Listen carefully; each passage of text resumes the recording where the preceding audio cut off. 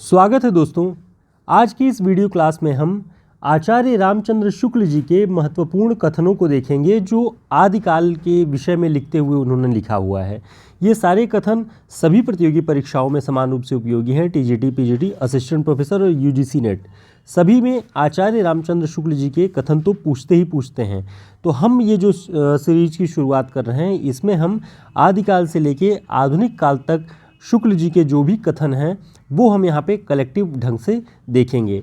तो शुरुआत करते हैं। पहला कथन है आचार्य रामचंद्र शुक्ल जी का, जो कि बहुत प्रसिद्ध है, आप सभी परिचित हैं, इसे याद भी कर लें कि प्रत्येक देश का साहित्य वहाँ की जनता की चित्तवृत्ति का संचित प्रतिबिंब होता है। आदि से अंत तक इन्हीं चित्तवृत्तियों की परंपरा को परखते हुए साहित्य परंपरा के साथ उसका सामंजस्य दिखाना ही साहित्य का इतिहास कहलाता है। तो ऑप्शन में देखिए कभी कभी पूछ लेता है कि शुक्ल जी के अनुसार साहित्य का इतिहास किसे कहा जा सकता है। तो जनता की संचित जो चित्तवृत्ति का संचित प्रतिबिंब है, आदि से अंत तक उन्हीं का जब सामंजस्य बिठाया जाता है साहित्य की परंपरा के साथ, तो उसे साहित्य का इतिहास कहा जाता है। अगली पंक्ति देखते हैं। आदिकाल के विषय में ये पंक्तियां प्रमुख रूप से हैं, इसे देखिएगा। उन्होंने लिखा कि राज्याश्रित कवि और चारण जिस प्रकार नीति, श्रृंगार आदि के फुटकल दोहे राज्यसभाओं में सुनाया करते थे, उसी प्रकार अपने आश्रयदाता राजाओं के पराक्रमपूर्ण चरित्रों या गाथाओं का वर्णन भी किया करते थे। यही प्रबंध परंपरा रासो नाम से पाई जाती है, जिसे लक्ष्य करके इस काल को वीरगाथा काल कहा है। आचार्य रामचंद्र शुक्ल जी ने आदिकाल को वीरगाथा काल कहा है, और वीरगाथा काल क्यों कहा है उसके पीछे का जो तर्क है वो इन पंक्तियों में है, तो इसे आप ध्यान रखिएगा।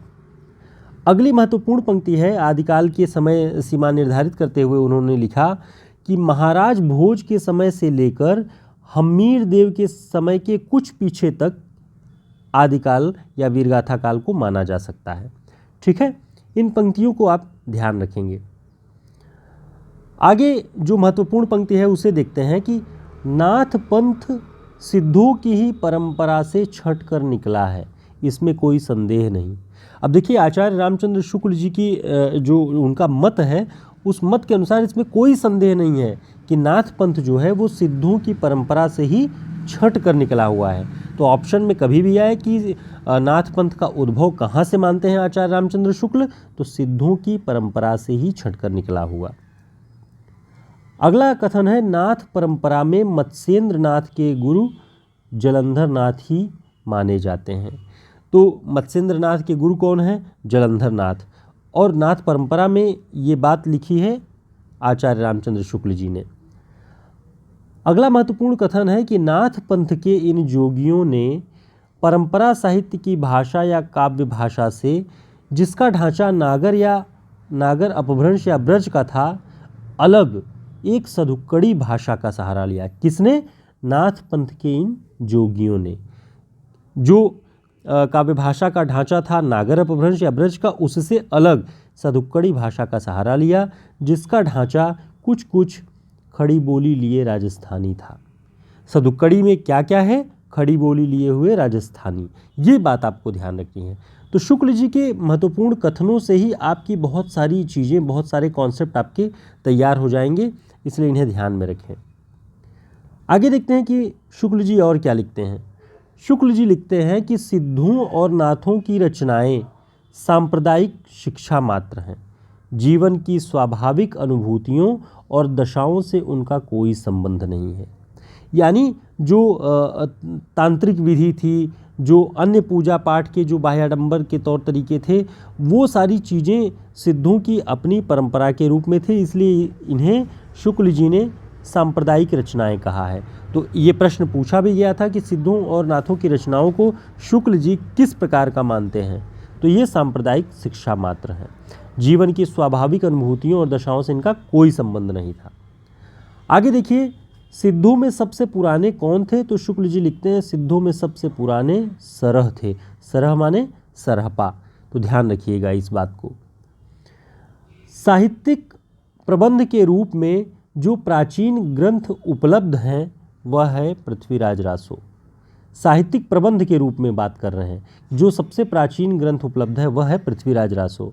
और वीर गीत के रूप में हमें सबसे पुरानी पुस्तक कौन सी मिलती है? बीसल देव रासो। ये कथन आचार्य रामचंद्र शुक्ल जी का है। यानी जब भी साहित्यिक प्रबंध के प्राचीन ग्रंथ की बात आएगी तो पृथ्वीराज रासो का नाम आपको ध्यान रखना है, और वीर गीत के रूप में सबसे पुरानी पुस्तक की नाम बीसल देव रासो। शुक्ल जी का ये मत है। दोस्तों, इस तरह के सभी practice set, one liner notes आपको हमारे हिंदी साहित्य के शॉर्ट नोट्स में मिल जाएंगे, जो टीजीटी, पीजीटी और असिस्टेंट प्रोफेसर सभी परीक्षाओं में बहुत उपयोगी है। साथ ही हमने यूपी हायर के जो पाठ्यक्रम आधारित जो रचनाएं हैं उन पर हमारे नोट्स हैं, मुख्य रूप से गद्य आधारित जितनी रचनाएं लगी हुई हैं उन पर, ये आपको यूपीएचएससी 2025 वाले इस नोट्स में मिल जाएंगी। असिस्टेंट प्रोफेसर की परीक्षा की तैयारी करने वाले लोगों के लिए ये दोनों नोट्स बहुत उपयोगी हैं। आप चाहें अपनी सुविधा अनुसार चाहे एक चाहे दोनों ऑर्डर कर सकते हैं हमारे इस नंबर पर संपर्क करके। बाय स्पीड पोस्ट आपको ये 5 से 6 दिन में मिल जाती हैं। परीक्षाएं नज़दीक हैं, जो लोग चाहते हैं लेना वे इसे ऑर्डर कर सकते हैं, ताकि जल्दी से जल्दी ये आपके पास रहे और आप क्विक रिवीजन कर सकें। इसमें आत्मकथा, संस्मरण, जीवनी, यात्रा वृत्तांत, सारे नाटक, कहानी, उपन्यास, निबंध, सारी चीज़ें इसमें वन लाइनर नोट्स और प्रैक्टिस सेट के रूप में उपलब्ध हैं। तो दोस्तों, ये श्रृंखला आचार्य रामचंद्र शुक्ल जी के कथनों की हम लगातार परीक्षाओं तक चलाते रहेंगे, और आप सभी टीजीटी, पीजीटी या असिस्टेंट प्रोफेसर की परीक्षा में लगे हुए सभी जो स्टूडेंट हैं वो जुड़े रहें, ताकि आसानी से इन सभी का रिवीजन आप कर सकें छोटी छोटी वीडियोस में। तब तक के लिए नमस्कार, शुभकामनाएं।